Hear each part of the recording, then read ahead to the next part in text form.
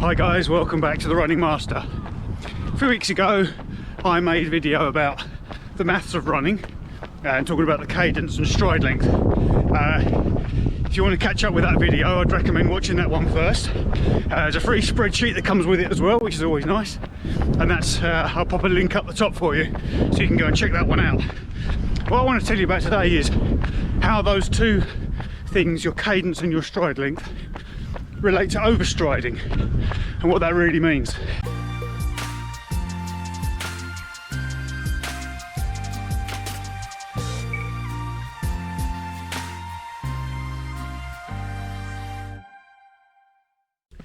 So what is overstriding?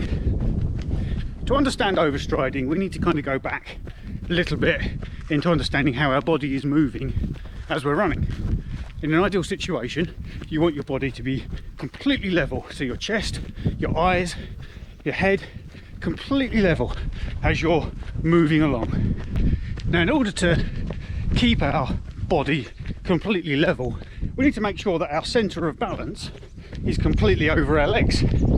Now, if we take this to the extreme example where I just walk and take a nice long stride, you can see a couple of things that are happening here. The first is that my heel lands first. The second thing is that I completely stop. The momentum that I had in moving forward completely stops.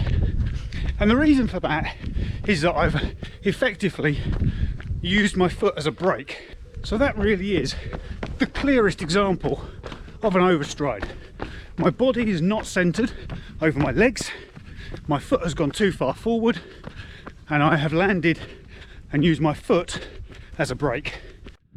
So what does that mean? Well, what we need to do is effectively shorten our stride length, which goes all against everything that I said in the first video, which is that in order to get quicker, we need to increase our stride length. So that only leaves us one option if we want to get faster, and that's to increase our cadence.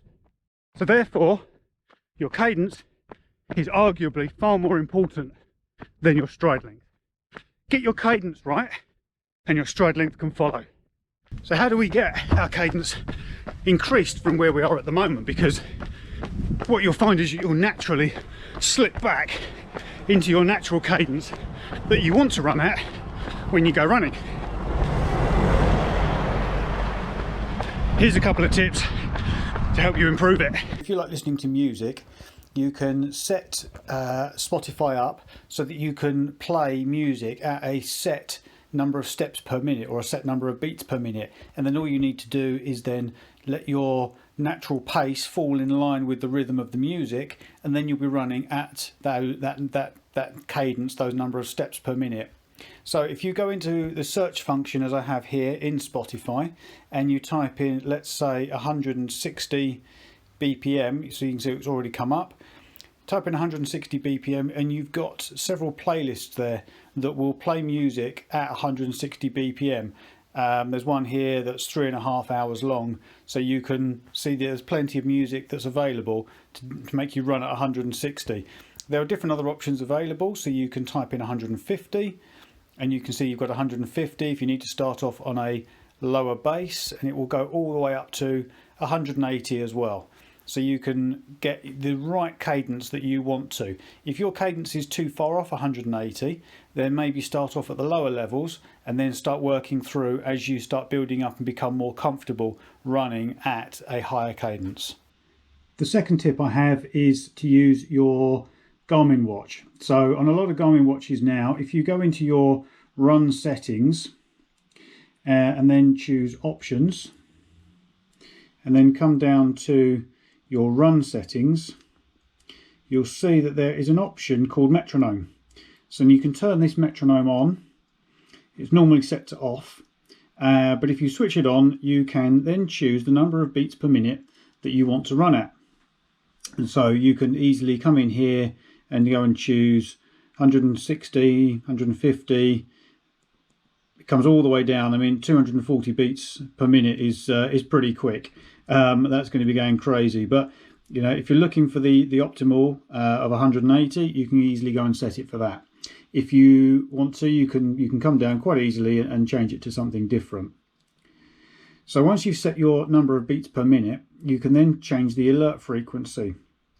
So this will either buzz or beep every set number of times, every beat that it needs to. So you can make sure that your step is in line. Now you can go down to every other beat, but bearing in mind that that's 180 beats per minute, so that's going to be on average 3 steps every second. So therefore every other beat is going to be going pretty crazy every single time. So you need to probably experiment with what you feel comfortable with, because sometimes you might find that every 6th beat is too far and that you're not feeling that it's giving you the correct rhythm. Every other beat might feel that it's going a bit too fast for you and is actually starting to annoy you, especially if it's buzzing that frequently on a longer run. I'd probably suggest every 3rd beat or maybe every 4th beat, depending on how you want to feel that buzz. Obviously every 3rd beat would actually be alternating each foot, I think, whereas every 4th beat would be making sure it would beat on the same foot that's landing.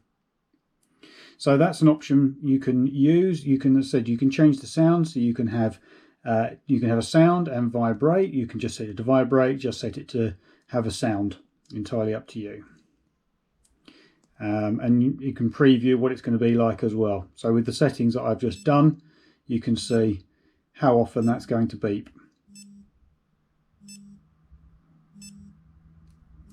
Okay, so that's the options on the metronome, using it via your Garmin watch. And that's my second tip for getting your cadence right. Increase your cadence, focus on that bit first, and then come back to your stride length afterwards. Hope you found the video useful. As always, if you have, don't forget to like, stick some comments down below as well, so I know how you're getting on. Ask me questions and I'll do my best to answer. Thanks for watching. See you for the next video. Bye for now.